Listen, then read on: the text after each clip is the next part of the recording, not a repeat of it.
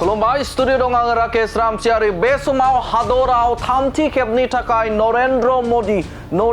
मदिया बे समाव समायखिरा दिनै लागोन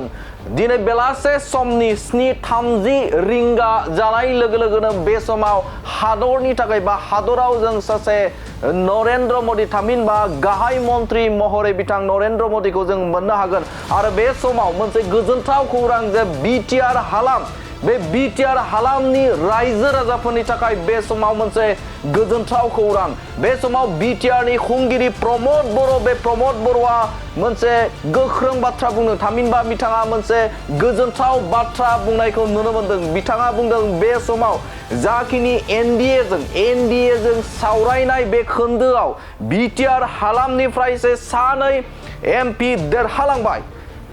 से नं क'क्राझार लकसभा आरो गुबुन फारसेजों दरं उदालगुरि बे दरं उदालगुरियाव बे समाव एनडिएनि बिजाथि थामहिनबा इउपिपिएल निफ्राय सासे देरहालांनो हाबाय आरो बिटिआर हालामनिफ्राय जे मदद होनाय थामहिनबा एनडिएजों मदद होजानाय दिलीप सयकिया बे समाव देरहालांबाय आरो बेखौ लानानैनो हादरनि गाहाय मन्त्रि बिथां नरेन्द्र मदिजों लोगोसेनो गोबां केबिनेटनि दैदेनगिरिफोर बै दैदेनगिरिफोरा बे समाव मोनसे बाथ्रा बुंदों जाय बाथ्रानि गेजेरजों बे समाव बिथांमोना रोखा खालामदों जे बिटिआर हालाम बे बिटिआर हालामखौ बे समाव सरकार दाखांनायनि उनावनो गोबां स्पिडाव बे समाव खामानि मावबावगोन होननानै बाथ्रा बुंदों बिटिआर हालामनि जौगाथायनि थाखाय बे समाव खामानि मावबावगोन होननानै खोथा होदों हादरनि गाहाय नरेन्द्र मदि बिथाङा बे समाव दिनै बेलासे समनि 7:30 रिंगा जानायनि उनावनो जेब्ला बिबान लागोन बे बिबान लाखांनायनि उनावनो बिटिआर गोजोन गोरोबथा आरो बिटिआरनि गोबां दफाफोरखौ मावफुंनायजों लोगोसेनो बिटिआरनि जौगाथायनि थाखाय खामानि मावनाय जागोन होननानै बाथ्रा बुंनायखौ नुनो मोनदों बे समाव जोंनि बड'लेण्ड बुब्लिनि गाहाय सामलायगिरि बिथां राजिब बसुमतारी आरो राजिब बसुमतारीया बे समाव गोदान दिल्लीयाव एनडिएनि जे सोरखार दानाय थामहिनबा दिनै दाफुंनाय जागोन दिनै समायखिरा लानाय जागोन आरो बे समायखिरा लानाय हाबाफारि बे हाबाफारिखौ कभार खालामनो थाखाय बे हाबाफारिखौ आबुं नोंथांमोननो थोंजों खौरां होनो थाखाय जोंनि सामलायगिरि बिथां राजिब बसुमतारी गोदान दिल्लीयाव बे समाव दंहैयो आरो बिथाङा बे समाव बिटिआरनि खुंगिरि प्रमद बर'नि खाथियाव दं आरो प्रमद बर'नियाव बे बाथ्राखौ सोंदोंमोन जे फैबाय थानाय समाव बिटिआर जौगाथायनि थाखाय माबायदि खामानि मावगोन बिटिआर जौगाथायनि थाखाय हादरनि गाहाय मन्त्रि नरेन्द्र मदिया बे समाव माबायदि खामानि मावलांनो थाखाय बिथाङा साखाफारा जादों आरो बे बाथ्राखौ लानानै बिटिआरनि खुंगिरि प्रमद बर'आ फिननाय होदों बे बाथ्राखौ लानानै बिटिआरनि खुंगिरि बिथां प्रमद बर'आ फिननाय होदों बिथाङा बुंदों बे समाव बिटिआर जौगाथायनि थाखाय हादरनि गाहाय मन्त्रि नरेन्द्र मदिया अमित शाहया जोबोदनो सांग्रां होननानै बाथ्रा बुंदों मानोना जेब्लानो एनडिएनि सावरायथाय जादों नैबे खोन्दोआव सावरायनाय जादों बे सावरायनायाव 10 बोसोर बर' हारिनिफ्राय थामहिनबा एसटिनिफ्राय दिफां जानानै थानाय से नं क'क्राझार लकसभायाव जारिमिनारि मोनसे देरहासारनाय जाबाय आरो गुबुन फारसेजों बिटिआरनिनो पार्ट जे दरं उदालगुरियावबो बे समाव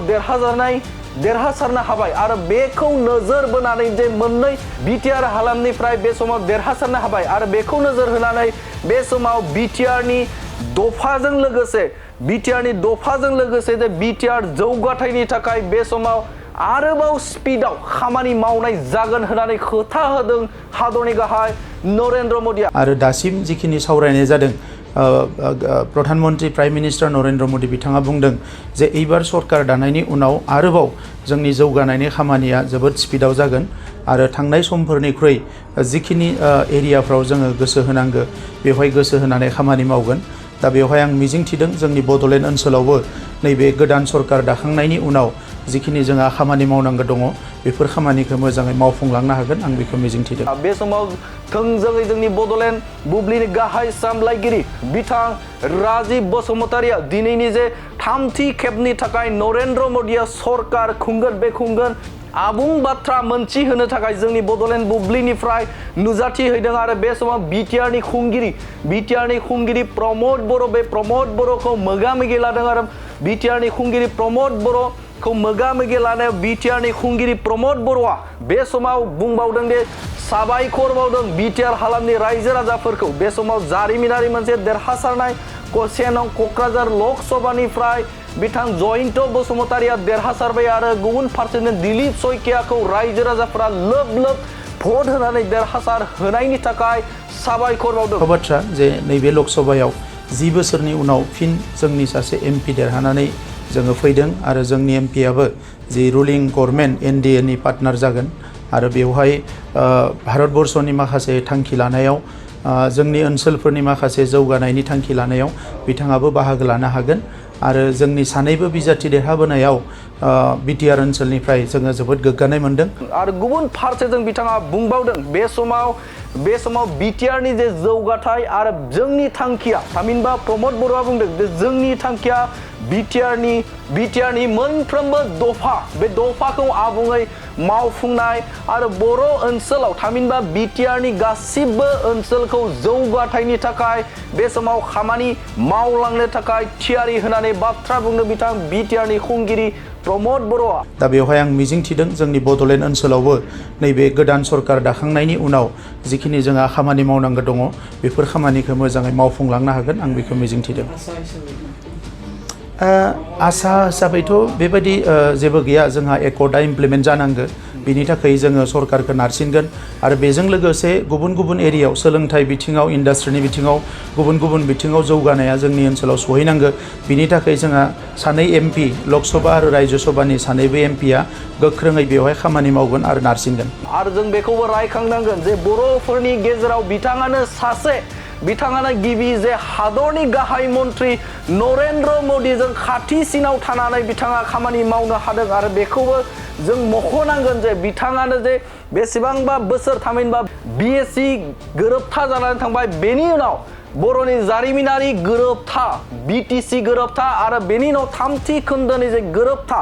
बिटिआर गोजोन गोरोबथा आरो बिटिआर गोजोन गोरोबथा जाखांनायनि उनाव थामहिनबा सिगांनि समाव जोङो एसे आवगायाव थाङोब्ला हादरनि गाहाय मन्त्रिजों खाथिसिनाव थानो हानाय रावबो बेफोरबायदि दैदेनगिरि जों नुनो मोनाखैमोन नाथाय बे समाव बिटिआरनि खुंगिरि प्रमद बर'आ हादरनि दैदेनगिरि थामहिनबा बे समाव गाहाय मन्त्रिजों खाथिसिनाव थानानै बिथाङा खामानि मावनो थाखाय बे समाव खाबु मोनदों आरो बे समाव बिथांनिफ्राय जों रोखा जायो जे बिटिआर ओनसोलनि जौगाथायनि थाखाय बे समाव हादरनि गाहाय मन्त्रिनि मेगना बिटिआर हालामाव हादरनि गाहाय मन्त्रिनि नोजोरा बिटिआर जौगाथायनि सायाव आरो हादरनि साफ्रोमबो दैदेनगिरिफोरनि जे नोजोरा जौगाथायनि नोजोरा बे समाव बिटिआरनि सेराव बे समाव नोंथांमोननो बड'लेण्ड बुब्लिनि गेजेरजों थोंजों बिटिआरनि खुंगिरि प्रमद बर'खौ गोदान दिल्लीनिफ्राय जे एनडिएनि सोरखार दानाय हाबाफारि जानो थांनायनि सिगांनो बिथां बिटिआरनि खुंगिरि प्रमद बर'आ बुंनाय बाथ्राखौ नोंथांमोननि गेजेराव होबाय। गोजोन्थों। नंगौ बे समाव आं दायो दङ गोदान दिल्लीनि बड'लेण्ड गेस्ट हाउसआव आरो बे बड'लेण्ड गेस्ट हाउसआव जोंनि बड'लेण्ड बुब्लिनिफ्राय एक्सक्लुसिभ लाइभ होनायनि गुबै जाहोना जाबाय दिनै बयबो मिथिगौदि हादोराव एनडिए गोदान सरकार थामथि खेबनि थाखाय नरेन्द्र मदि बिथाङा गाहाय मन्त्रि एबा हादोरनि गाहाय मन्त्रि जानो थांगासिनो दं। दा बेखौ लानानै बिटिआरनि गाहाय मावफुं सोद्रोमा प्रमद बर' बिथाङा मा फोरमायो जों बिथांनिफ्राय जों गोबां बाथ्राखौ मिथिनो नाजागोन। लोगोसे जोंनि 1 नं क'क्राझार लकसभा बियाबनिफ्राय एनडिएनि बिजाथि जयन्त बसुमतारी बिथाङा थारैनो मा फोरमायो जों एबा बिथांनि सायाव मा फोरमायो जों बिटिआरनि गाहाय मावफुं सोद्रोमा प्रमद बर' बिथांनिफ्राय जों मिथिनो नाजानि। दिनै एनडिएनि सरकारा 7:30 दाफुंनाय जागोन आरो बेवहाय फिन खेबसेबावनि थाखाय मानगोनां प्राइम मिनिस्टार नरेन्द्र मदि बिथाङानो भारतनि प्राइम मिनिस्टार हिसाबै समायखिरा लागोन आरो बिथांजों लोगोसे माखासे केबिनेट मिनिस्टार बिथांमोना समायखिरा लागोन आरो बेनि लोगोनो एनडिए सरकारा आबुं महर मोनगोन। आङो दिनै जोंनि प्राइम मिनिस्टार नरेन्द्र मदि बिथांखौ फिन खेबसेबाव मोनसे जारिमिनारि रेकर्ड खालामनानै थामथि खेबनि थाखाय प्राइम मिनिस्टार हिसाबै समायखिरा लागोननि थाखाय बिथांनिसिम गाहाम हामलायनाय बावहरदों आरो गोजोनथाव बाथ्रा जे नैबे लकसभायाव 10 बोसोरनि उनाव फिन जोंनि सासे एमपि देरहानानै जोङो फैदों आरो जोंनि एमपिआबो जि रुलिं गभर्नमेन्ट एनडिए नि पार्टनार जागोन आरो बेवहाय भारतबर्षनि माखासे थांखि लानायाव जोंनि ओनसोलफोरनि माखासे जौगानायनि थांखि लानायाव बिथाङाबो बाहागो लानो हागोन आरो जोंनि सानैबो बिजाथि देरहाबोनायाव बिटिआर ओनसोलनिफ्राय जोङो जोबोद गोग्गानाय मोनदों आरो दासिम जिखिनि सावरायनाय जादों प्रधानमन्त्री प्राइम मिनिस्टार नरेन्द्र मोदी बिथाङा बुंदों जे एबार सरकार दानायनि उनाव आरोबाव जोंनि जौगानायनि खामानिया जोबोद स्पिडाव जागोन आरो थांनाय समफोरनिख्रुइ जिखिनि एरियाफ्राव जोङो गोसो होनांगो बेवहाय गोसो होनानै खामानि मावगोन दा बेवहाय आं मिजिंथिदों जोंनि बड'लेण्ड ओनसोलावबो नैबे गोदान सरकार दाखांनायनि उनाव जिखिनि जोंहा खामानि मावनांगौ दङ बेफोर खामानिखौ मोजाङै मावफुंलांनो हागोन आं बेखौ मिजिंथिदों आसा हिसाबैथ' बेबायदि जेबो गैया जोंहा एकर्डआ इमप्लिमेन्ट जानांगौ बिनि थाखाय जोङो सरकारखौ नारसिनगोन आरो बेजों लोगोसे गुबुन गुबुन एरियायाव सोलोंथाइ बिथिङाव इन्डास्ट्रिनि बिथिङाव गुबुन गुबुन बिथिङाव जौगानाया जोंनि ओनसोलाव सहैनांगौ बिनि थाखाय जोंहा सानै एमपि लकसभा आरो राज्य सभानि सानैबो एमपिआ गोख्रोङै बेवहाय खामानि मावगोन आरो नारसिनगोन सार 3 बोसोरनि बांसिन समल सरकार सालायबाय भारतनि राजखान्थि दैदेनगिरि लिडारफोरजों नोंथाङा माबोरै एसेबां खाथि सोमोन्दो लाखिनो हाखो जोङो दा एनडिए नि टीमाव दङ हिसाबै बेवहाय भारताव एनडिए निफ्राय सरकार जागोन हिसाबै दिनै जोंनि जि टप लिडारफोर बिथांमोननि रायलायनायाव इउपिपिएल हिसाबै जोङो बाहागो लानो थाखाय खाबु मोनदों जोंल' नङा भारतनि गोबां जों बायदिनो रिजनेल पार्टिफोर दङ बिथांमोनाबो बाहागो लानो मोनदों दा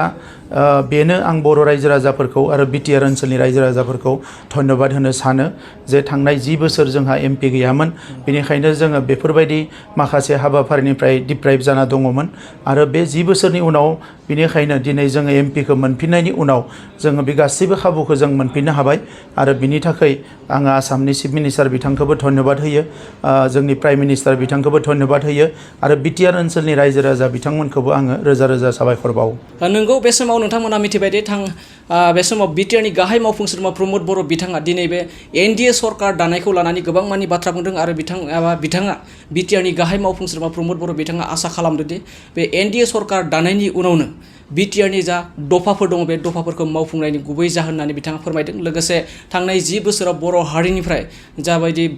बिजाथि गसंनो हायाखैमोन नाथाय बिटिआरनि गाहाय मावफुं सोद्रोमा प्रमद बर'नि दैदेननाय सरकारनि उनावनो जे सासे बर' हारिनिफ्राय एमपि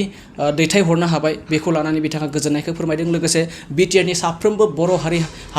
हारिनि रायजो राजाजों लोगोसे बिटिआरनि साफ्रोमबो रायजो राजाखौ बिथाङा बे भटआव देरहाहोनानै जे सासे बर'निफ्राय एमपि देरहाहोदों बेखौ लानानै बिथाङा साबायखर बावनायखौ बे समाव नुनो मोननाय जादों मोनसे गोजोनथाव खौरां नोंथाङा नोंथांनि न'खौ समायना रमायना जोंख्लाब माख्लाब खालामनो गोसो दं नामा थारैनो नोंथाङा नोंथांनि न'खौ समायना रमायना साजायनो गोसो दंब्ला नोंथांमोननि थाखाय बिजनेस बेन्स प्रडाक्ट्स कम्पानिया गोजोनथाव खौरां लानानै फैदों गोदान बोसोर रंजालि बैसागु फोरबोजों लोब्बा लाखिनानै बेन्स प्रडाक्ट्स कम्पानिया नोंथांमोननि थाखाय अफार होनाय जादों चिरां जिल्ला बेंटल गेट 27 राजा लामानि एबा सिबिथाय लामानि साखाथियाव नोंथांनि न'खौ समायना रमायना खालामनो गोसो जानाय रायजो राजाफोरनि थाखाय बिजनेस बेन्स प्रडाक्ट्सआ लानानै फैदों गोजोनथाव खौरां पलिग्रेनाइट WPC एबा PVC wooden flooring wallpaper steel roofing soffit ceiling बायदि गाबनि न' साजायग्रा खम बेसेनावनो नोंथांमोना बायनानै लांफैनो हागोन बेनि अनगायैबो नोंथाङा गोबां बाथ्रा मिथिनो थाखाय नैबे 8474015053 जानबुं नम्बरनि गेजेरजों नोंथाङा फन खालामनानै मिथिनो हागोन